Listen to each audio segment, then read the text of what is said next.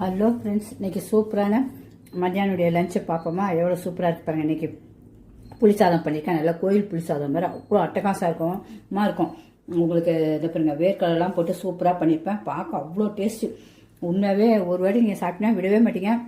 நம்ம டூருக்குலாம் இந்த மாதிரி லீவ் விட்டால் பிள்ளைங்களை கூட்டிகிட்டு போவோம். அப்போ இந்த மாதிரி கட்டு சோறுலாம் கேட்டிங்க. இப்போ இந்த கேஸ் தட்டுப்பாடு மாதிரி வருது. அதேமாரிக்கா நம்ம இதை மாதிரி செஞ்சு வச்சுட்டிங்கன்னா மிச்சமாயிடும். நம்ம வேண்டிய போது கலரி செஞ்சுக்கலாம். இதோடைய செய்முறை வேணும்னா புளியோதருடைய செய்முறை லிங்க்கில் கொடுக்குறேன். கண்டிப்பாக போய் பாருங்கள். அவ்வளோ ஒரு டேஸ்ட்டு, அவ்வளோ ஒரு சுவை. அதுக்கு தொட்டுக்கிறதுக்கு எங்கள் ஊர் தேங்காய் தொகையிலும் வச்சுருக்கோம். அவ்வளோ டேஸ்ட்டாக இருக்கவங்க வச்சு சாப்பிட்றது பாருங்க. சாப்பிட்டு காட்டுறேன் பாருங்கள். அட்டகாசுங்க. தேங்காய் தொகையில் அரிசிக்கவே ஆள் இல்லை. அதுமாரி வத்தலும் போட்டு வச்சுருக்கேன் பாருங்கள். வத்தலும் உங்களுக்கு நான் என் வீடியோவில் சொல்லியிருப்பேன். சின்ன பிக்னஸ் பிள்ளைங்க கூட கற்றுக்கிற மாதிரி எப்படின்னு அது பாருங்கள். உடச்சோடனே எப்படி தூளாக உடையுது பாருங்கள். இந்த முறுமுறுப்பு இருக்கும், டேஸ்ட்டும் அவ்வளோ அட்டகாசமாக இருக்கும்.